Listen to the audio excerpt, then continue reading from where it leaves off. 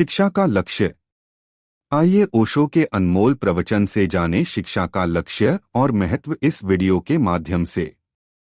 अगर आपने हमारे चैनल को अभी तक सब्सक्राइब नहीं किया तो सब्सक्राइब और लाइक करें। आइए वीडियो शुरू करते हैं। ओशो कहते हैं, मैं आपकी आंखों में देखता हूं और उनमें घिरे विषाद और निराशा को देखकर मेरा हृदय रोने लगता है। मनुष्य ने स्वयं अपने साथ यह क्या कर लिया है, वह क्या होने की क्षमता लेकर पैदा होता है और क्या होकर समाप्त हो जाता है। जिसकी अंतरात्मा दिव्यता की ऊंचाइयां छूती, उसे पशुता की घाटियों में भटकते देखकर ऐसा लगता है जैसे किसी फूलों के पौधे में फूल न लगकर पत्थर लग गए हों और जैसे किसी दिए से प्रकाश की जगह अंधकार निकलता हो। ऐसा ही हुआ है मनुष्य के साथ। इसके कारण ही हम उस सात्विक फ्रुलता का अनुभव नहीं करते हैं जो हमारा जन्मसिद्ध अधिकार है, और हमारे प्राण तमस के भार से भारी हो गए हैं। मनुष्य का विषाद वह जो हो सकता है, उस विकास के अभाव का परिणाम है। शिक्षा मानवात्मा में जो अंतर्निहित है, उसे अभिव्यक्त करने का माध्यम और उपाय है। कभी सुकरात ने कहा था, मैं एक दाई की भांति हूं। जो तुम में अप्रकट है, मैं उसे प्रकट कर दूंगा। यह वचन शिक्षा की भी परिभाषा है। लेकिन मनुष्य में शुभ और अशुभ दोनों ही छिपे हैं। विष और अमृत दोनों ही उसके भीतर हैं। पशु और परमात्मा दोनों का ही उसके अंदर वास है। यही उसकी स्वतंत्रता और मौलिक गरिमा भी है। वह अपने होने को चुनने में स्वतंत्र है। इसलिए समयक शिक्षा वह है जो उसे प्रभु होने की ओर मार्गदर्शन दे सके।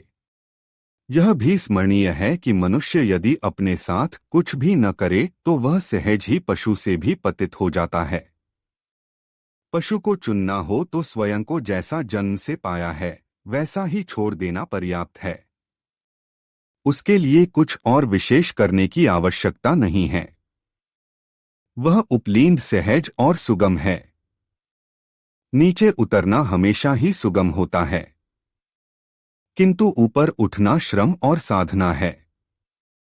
वह अध्यवसाय और पुरुषार्थ है।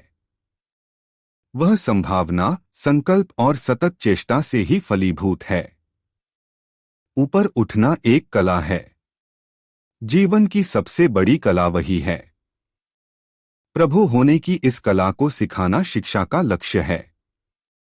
जीवन शिक्षा का लक्ष्य है, मात्र आजीविका नहीं। जीवन के ही लिए आजीविका का मूल्य है। आजीविका अपने आप में तो कोई अर्थ नहीं रखती है, पर साधन ही अज्ञानवश अनेक बार साध्य बन जाते हैं। ऐसा ही शिक्षा में भी हुआ है। आजीविका लक्ष्य बन गई है। जैसे मनुष्य जीने के लिए न खाता हो, वरन खाने के लिए ही जीता हो। आज की शिक्षा पर यदि कोई विचार करेगा तो यह निष्कर्ष अपरिहार्य है। क्या मैं कहूं कि आज की शिक्षा की इस भूल के अतिरिक्त और कोई भूल नहीं है, लेकिन यह भूल बहुत बड़ी है। यह भूल वैसी ही है जैसे कोई किसी मृत व्यक्ति के संबंध में कहे कि इस देह में और तो सब ठीक है, केवल प्राण नहीं है। हमारी शिक्षा अभी ऐसा ही शरीर है जिसमें प्राण नहीं है, क्योंकि आजीविका जीवन की देहमात्र ही है। शिक्षा तब सप्रमाण होगी जब वह आजीविका ही नहीं, जीवन को भी सिखाएगी। जीवन सिखाने का अर्थ है आत्मा को सिखाना। मैं सब कुछ जान लूं, लेकिन यदि स्वयं की ही सत्ता से अपरिचित हूं तो वह जानना वस्तुतः जानना नहीं है। ऐसे ज्ञान का क्या मूल्य जिसके केंद्र पर स्वज्ञान न हो, स्वयं में अंधेरा हो। सारे जगत में भरे प्रकाश का भी हम क्या करेंगे। ज्ञान का पहला चरण स्वज्ञान की ही दिशा में उठना चाहिए, क्योंकि ज्ञान का अंतिम लक्ष्य वही है। और व्यक्ति जिस मात्रा में स्वज्ञान को जानने लगता है, उसी मात्रा में उसका पशु विसर्जित होता है और प्रभु की ओर उसके प्राण प्रभावित होते हैं। आत्मज्ञान की पूर्णता ही उसे परमात्मा में प्रतिष्ठा देती है, और वही प्रतिष्ठा आनंद और अमृत है। उसे पाकर ही सार्थकता और कृतार्थता है। मनुष्य उस परम विकास और पूर्णता के बीज ही अपने में लिए हुए हैं। जब तक वे बीज विकास को न पालें, तब तक एक बेचैनी और प्यास उसे पीड़ित करेगी ही। जैसे हम भूमि में कोई बीज बोते हैं, तो जब तक वे अंकुरित होकर सूर्य के प्रकाश को नहीं पा लेते हैं, तब तक उनके प्राण गहन प्रसवपीड़ा से गुजरते हैं। वैसे ही मनुष्य भी भूमि के अंधकार में दबा हुआ एक बीज है, और जब तक वह भी प्रकाश को उपलींध न हो पावे, तब तक उसे भी शांति नहीं है। और यह अशांति शुभ ही है, क्योंकि इससे गुजरकर ही वह शांति के लोक में प्रवेश पाएगा।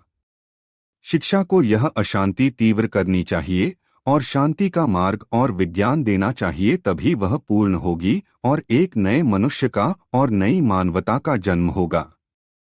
हमारा सारा भविष्य इसी बात पर निर्भर है। शिक्षा के हाथ में ही मनुष्य का भाग्य है। मनुष्य को यदि मनुष्य के ही हाथों बचाना है, तो मनुष्य का पुनर्निर्माण अत्यंत आवश्यक है। अन्यथा मनुष्य का पशु तो मनुष्य को ही विनष्ट कर देगा। मनुष्य की प्रभु में प्रतिष्ठा ही एकमात्र बचाव है। यदि आपको यह वीडियो प्रेरणादायक लगी हो, तो कृपया हमारे चैनल को सब्सक्राइब करें। हमें आपके विचारों का इंतजार रहेगा। धन्यवाद।